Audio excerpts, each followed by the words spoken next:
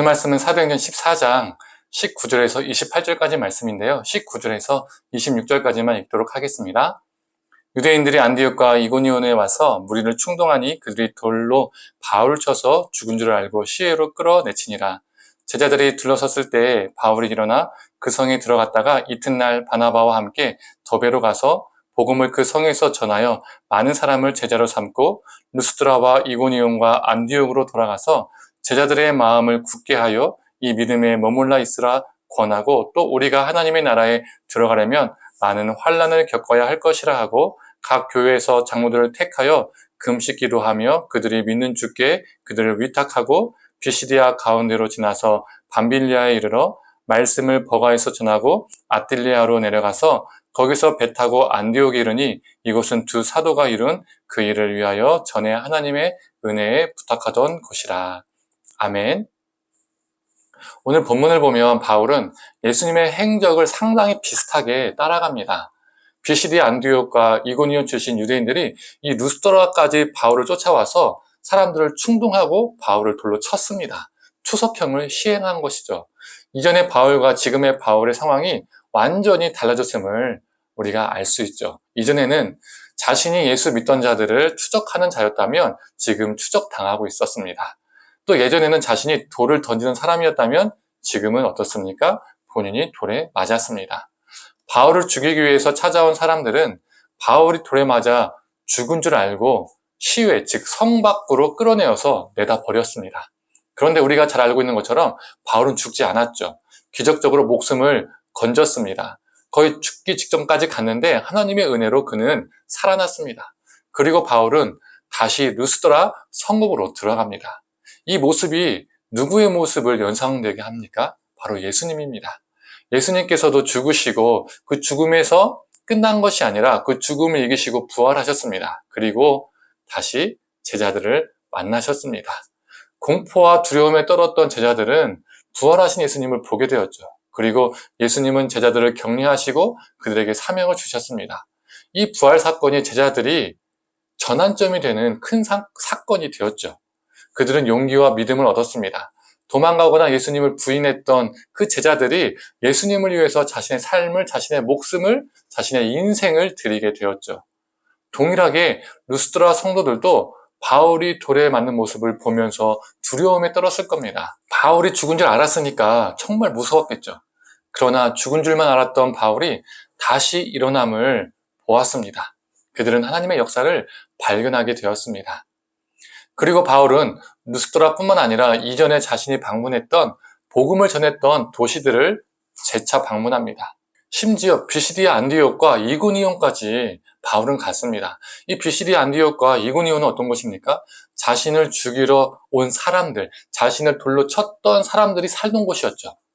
그런데 바울은 그곳까지 간 겁니다. 마치 예수님이 부활하시고 다시 예루살렘으로 들어간 것과 흡사하죠. 죽은 줄만 알았던 바울이 살아나서 여러 성읍들을 돌아다니며 성도들에게 전한 말이 무엇이었을까요? 22절의 말씀입니다.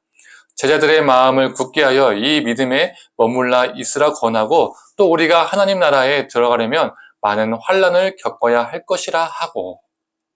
바울은 핍박으로 두려워하고 있던 성도들에게 마음을 굳게 하라라고 격려했습니다. 또한 우리가 하나님 나라에 들어가려면 많은 환난을 겪어야 한다라고 전했습니다. 이 말씀도 예수님이 하셨던 말씀을 떠오르게 합니다. 요한복음 16장 33절의 말씀입니다. 이것을 너희에게 이르는 것은 너희로 내 안에서 평안을 누리게 하려 함이라. 세상에서는 너희가 환난을 당하나 담대하라. 내가 세상을 이겨노라. 아멘. 예수님이 하신 말씀과 베드로가 전한 메시지의 공통점이 무엇이죠? 하나님 나라와 전혀 다른 가치가 지배하는 이 세상 속에서 다른 삶, 다른 가치를 추구하고 살아간다는 것은 고난을 자초하는 삶일 수밖에 없다는 것을 말해주고 있습니다. 그래서 예수님도 고난받으셨고 오늘 본문 속에서도 바울도 핍박을 받았습니다. 그리고 23절을 보면 바울은 자신이 개척한 교회에서 장로들도 세웁니다. 이 모습도 예수님과 정말 흡사하죠. 예수님께서 부활하시고 승천하시기 전에 제자들에게 지상명령을 하셨습니다. 즉 사명을 그들에게 주셨죠. 바울이 장로들을 세웠다는 것은 단순히 직분을, 계급을 준 것이 아니라 그들이 교회를 섬길, 하나님 나라를 섬길 사명을 준 것이죠. 이처럼 바울은 예수님의 행적을 따라가고 있습니다. 우리가 예수님의 행적을 따라서 살아간다는 것은요, 결코 쉬운 일이 아닙니다.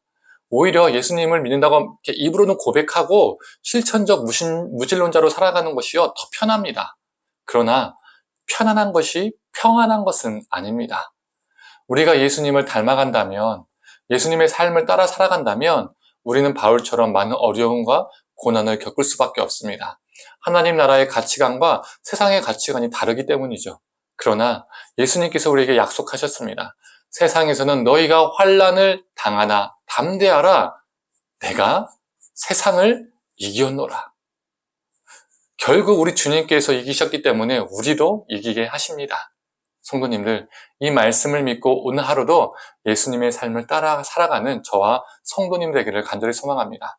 그 안에서 편안이 아니라 평안을 누리고 승리를 경험하는 저와 성도님 되기를 간절히 소망합니다. 함께 기도하겠습니다.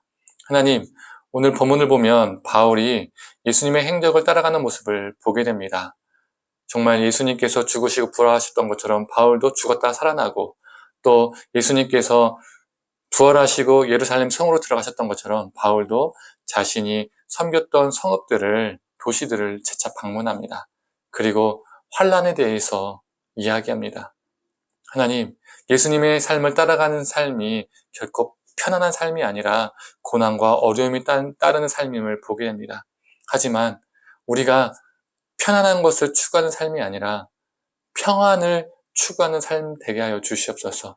그 환난 속에서 이기게 하시는 하나님의 승리를 맛보게 하여 주시옵소서. 오늘 하루도 예수님의 삶을 따라가고 편안이 아니라 평안을 경험하고 승리하는 우리가 되게 하여 주옵소서. 감사드리며 사랑에 많으신 예수님의 이름으로 기도드립니다. 아멘.